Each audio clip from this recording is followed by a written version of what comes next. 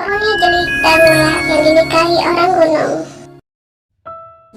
Masyarakat kelurahan Mula 1 berbondong-bondong datang sambil membawa makanan masing-masing ke depan rumah Sulaiman Ismail di Kampung 5. Guna mengenang siap Roni, gadis mula yang dinikahi oleh orang gunung. Berkebun dan bertemulah dengan orang gunung tersebut. Kisah sekitaran 200 tahun silam di awal tahun 18 ribuan di Mula, tinggallah dua orang kakak beradik bernama Syekh Roni dan kakak laki-lakinya bernama Si Bujang. Syekh Roni ini termasuk kembang desa yang jelita, berparas ayu dengan mata agak sipit seperti kebanyakan perawakan wanita warga sang desa. Kecantikannya membuat siapa saja di Yaka yang melihatnya akan terkagum dan menaruh hati terhadap Syekh Roni. Seperti kebanyakan warga Mula pada zaman itu yang menghidupi dirinya dengan cara berkebun, ia dan kakaknya juga membuka kebun di belakang dusun Mula.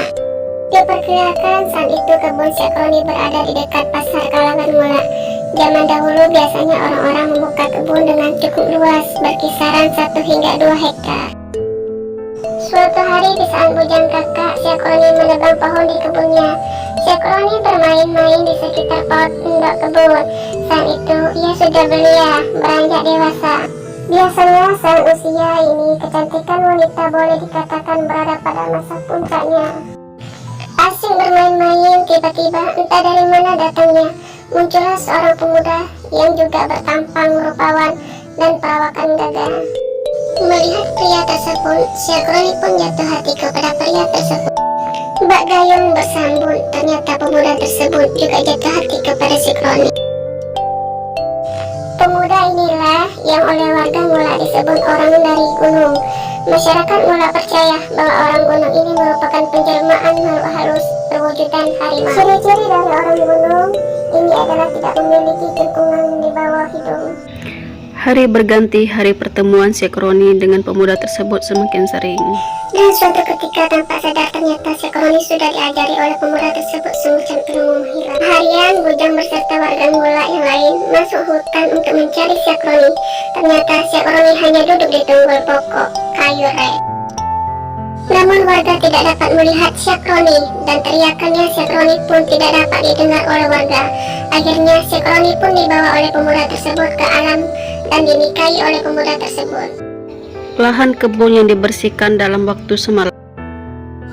Kini Bujang tinggallah seorang diri ditinggalkan adik tercinta yang entah menghilang kemana.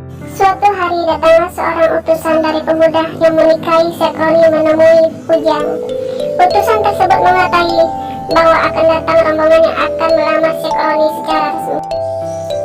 Mendengar hal tersebut, Bujang mengatakan bahwa dirinya belum bisa untuk menyambut rombongan tamu tersebut karena saat ini ia tengah mengerjakan pembukaan kebunnya. Namun utusan tersebut memberitahu bahwa rombongan nanti akan datang memulai membantu besan membuka kebunnya. Keesok harinya, alangkah terkejut Bujang ketika ia pergi ke kebun. Lahan kebun sudah bersih dan siap untuk ditanami. Tidak ada satupun tunggul kayu yang tersisa. Batang-batang kayu yang sudah tersusun rapi di pinggir-pinggir kebun. Ternyata benar perkataan utusan tersebut. Rombongan besan akan tiba.